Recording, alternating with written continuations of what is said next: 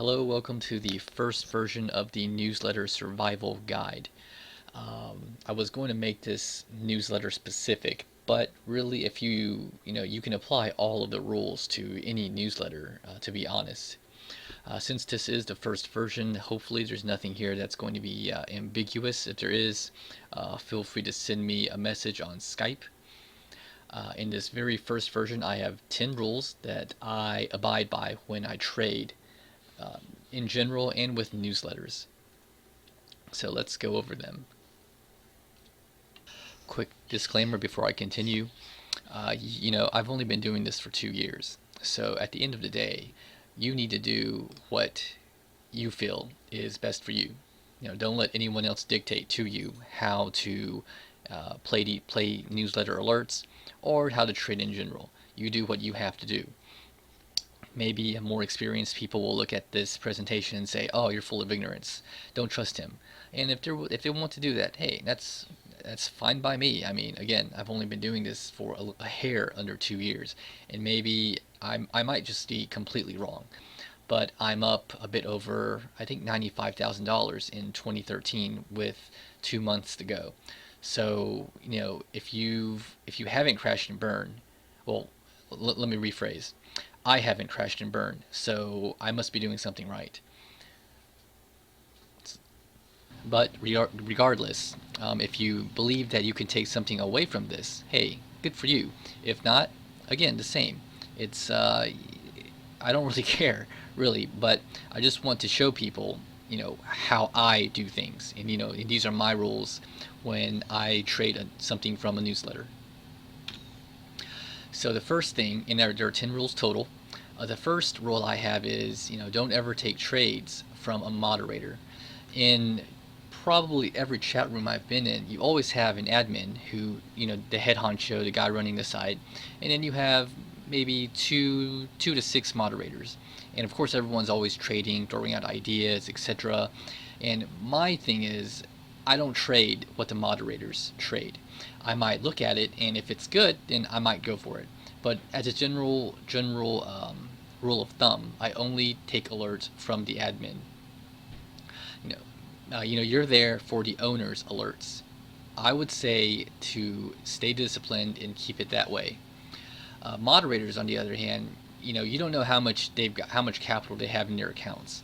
They might have 6 to 7 figures, and they might be willing to allow a trade to go 1 or 2 points against them. Whereas if a trade goes 1 or 2 points against you based on, let's say, 1,000 shares, that's 1 or 2 grand. And I recall back in the day when, I would take something and write it down $3 to $4, and I'd be at 3 to 4 grand, and thus I'd have to take money out of my IRA to put back into my main account in order to get over PDT. So again, if you stay with them, you might get burnt. And the point isn't, but they make so much money, they're always right 90% of the time.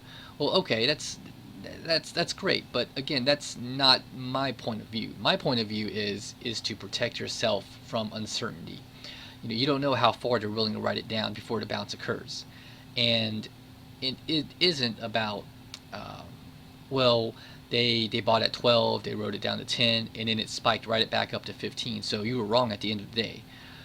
Again, it's not my point. It's just to be more cautious, be more conservative. That's the message that I'm trying to get across. I've seen traders who have followed a moderator down, and I'll show examples on the next slide. But I've seen traders who have just followed a stock down 3 to 4 points, and they're out $3,000 to $5,000 or more. And so it's mind-boggling to me. I mean, it's true if the moderator times the bounce right the first time, and a trader follows it all the way. Yes, they could make 3, 4, 5, maybe $10,000. But again, it's not the point. It's about being conservative and protecting your capital. So this is what when a stock is tanking intraday based on, let's say, negative news or negative report, I call it, my rule number 2, which is ignore the sirens call. And it's a scenario where a stock can be crashing and the moderator alerts it and thinking, okay, it's time for the bounce, or it can be a stock that is rocketing and it's pulling back and a moderator alerts it, and we're thinking, okay, well, this is a retrace, this is the moving average support, it's time for this thing to head back up. Any one of those two scenarios, that's when you need to ignore the sirens call.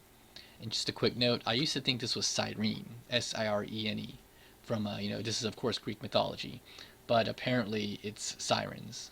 So, and here are a couple of examples.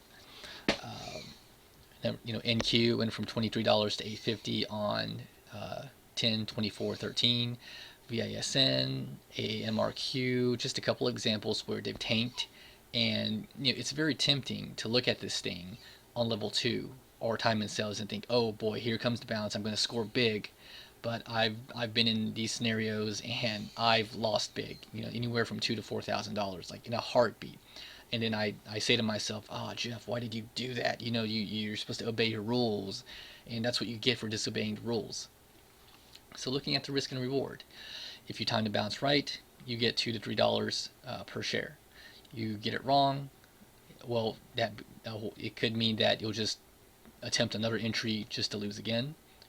It'll definitely keep you emotional for a period of time. You'll fall under the thumb of PDT, or you'll just have to exit the market, exit the game, because you've taken too great of a loss.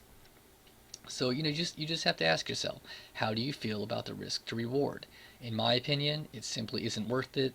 The solution: sit on hands. And another rule I have, rule number 3: confirmation, not anticipation.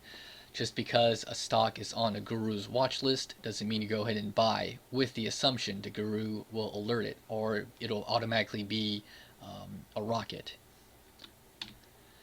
Rule number 4: observe for a month. When you sign up for a newsletter, don't just start trading. Don't just throw your money at whatever is alerted. Just there's no rush. Just sit back and observe how the room works. Observe the stocks that are alerted, how they behave. Get a feel for things. Paper trade if you have to. Doing this will only help you better understand why I've created the rules.